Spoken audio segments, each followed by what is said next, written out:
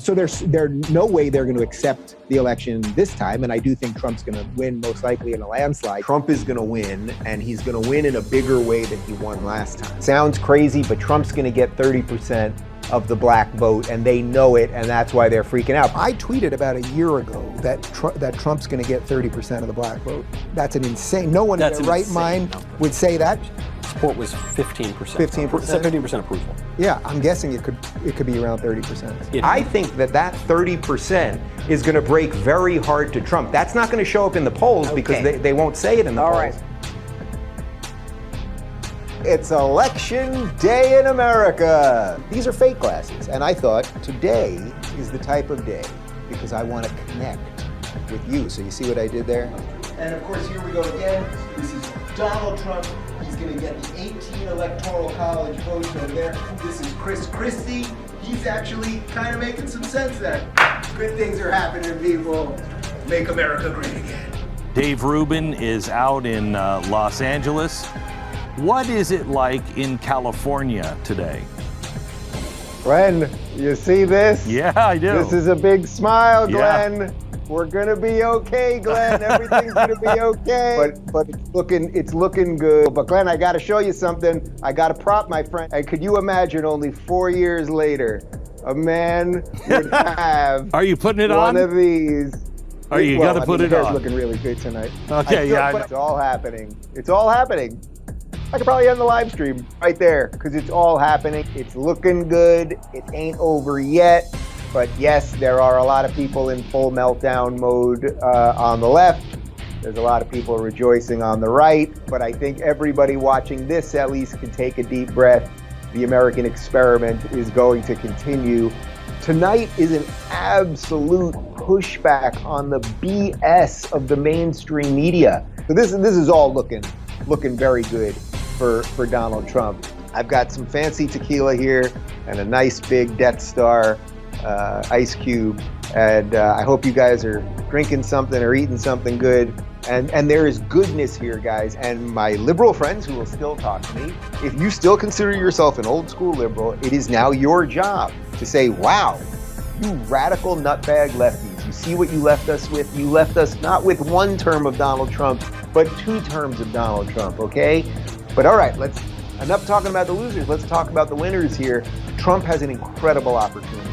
Trump has an absolutely incredible opportunity. You take the conservatives, you take the libertarians, you take the classical liberals, you take anyone. You basically take anyone who likes the experiment of America and you make them feel good about it again. And Trump, now what's your chance, man? Your chance is to open that freaking economy, get us back to work, get us watching sports again. The woke thing, think about the hit that it just took. But this Trump win, it's a pushback on big tech. It's a pushback on mainstream media. Like all of you people who have consistently gotten everything wrong, you did it again. You got it wrong again. And you losers. And now I'm going to do this will be a little bit of a patting myself on my own back. You losers at the Lincoln Project, like you people who clearly can't maintain an erection so that you then decide that you have to spend your life just being against one thing, this orange man.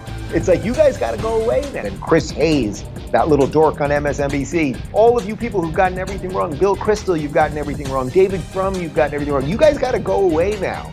And then I do this show, and for some reason, what I've been able to do makes a lot more sense to a lot more people than the nonsense that's coming out of mainstream media.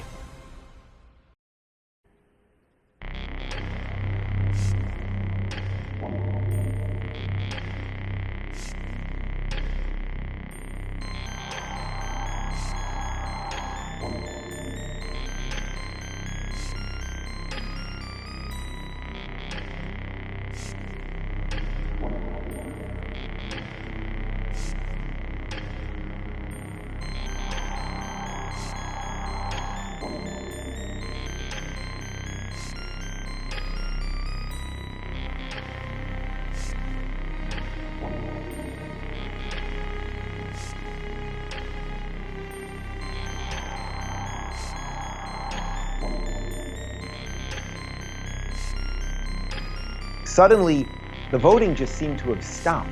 in all of these places. I didn't know that that was a thing. Suddenly people had to go home. They couldn't count votes anymore. This is the most important election of a generation, of a lifetime ever.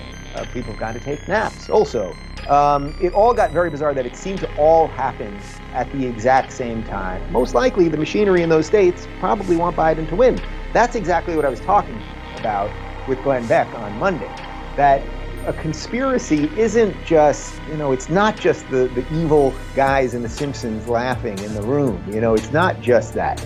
But that it sort of moves and morphs and kind of happens in real time.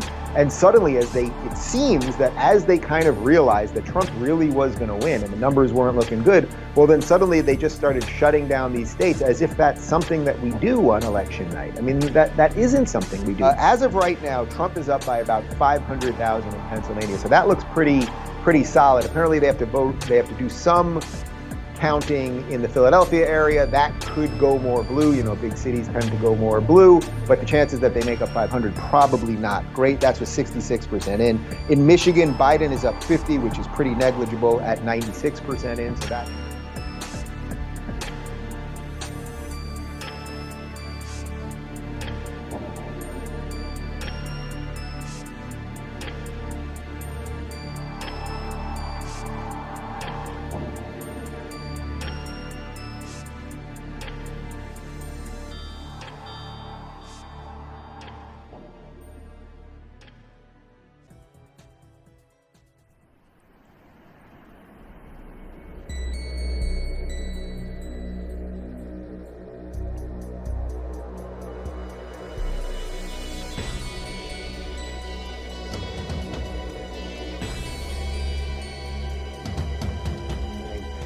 And yes, this guy voted. His application was received on September 11th, 2020. And the ballot was sent on 9/19/2020, and it was received about 12 days later on 10/2/2020. So congratulations to 118-year-old dead William Bradley from Wayne County, Detroit. You voted. Your family must be very proud. You see why this is a problem, guys. Like, I don't mean to be silly about this stuff.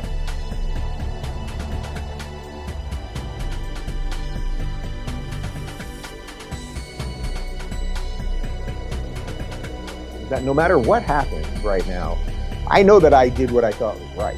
Like, I really did. I did what I thought was right. As I said to you yesterday, it's come at a cost personally, through friends and family and a whole bunch of other stuff.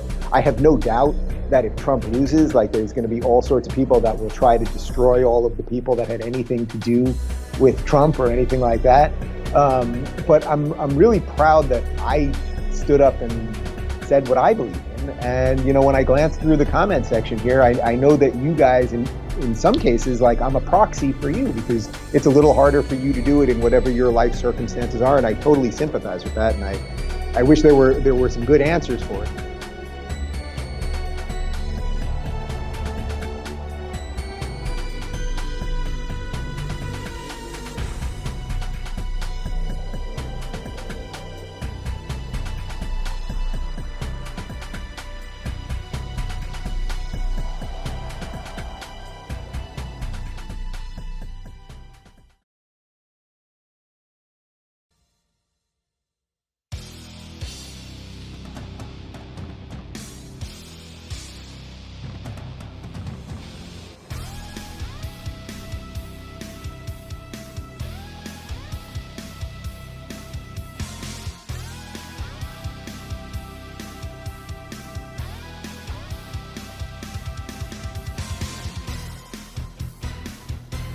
Now, I know a ton of people here in Los Angeles that secretly voted for Trump. And as I've been saying for weeks, I didn't know anyone that was a Trump person last time that voted for Biden this time. And I hear so many versions of that story from you guys literally across the country. And yet here we are in these numbers that we're supposed to believe. But okay, that's just fine. There's a feeling in the mainstream media and from the Twitterati that it's like it could happen at any moment. They're just going to announce Biden, and I wouldn't put it past these people to just announce Biden and then have to go from there. And the Biden campaign released a statement today saying something like, if Trump doesn't leave the White House, in 70 days, the law enforcement will escort him out or something. So that type of tweet's allowed on there, but, not the other tweets. Okay, fine. I don't know, can the Republicans actually stand up to anything without Trump, or are they just like a bunch of impotent losers? I don't know. And again, this is why I've never considered myself a Republican in all of this, right? Like, I absolutely supported Trump, especially in the last couple of weeks, because I thought he was the best vehicle to just keep breaking this thing so we could try to rebuild something good. But I never have once said that I'm a Republican, because these guys are pretty unimpressive as a group of people.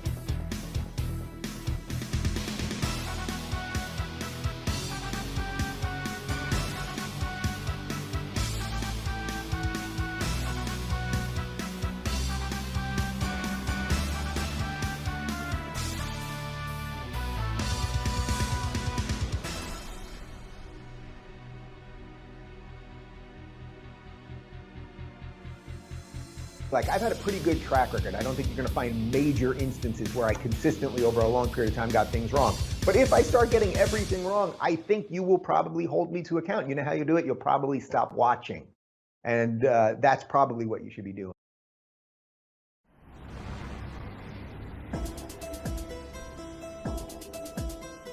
So you think it's a possibility that he could still be president? Oh, absolutely. You do? Yeah. Wow. I mean, why not? Like, if they're going to uncover these things, and each day, like, these weird things keep leaking out. Let me get this straight: the people who lie to us about everything, Yeah. the New York Times and CNN, they've all been unmasked over these last couple of years. They lie to us everything, but this time they're telling us the truth. They're telling us the truth about the fact that Hitler is not going to be reelected. Like, this is the one they're actually being honest.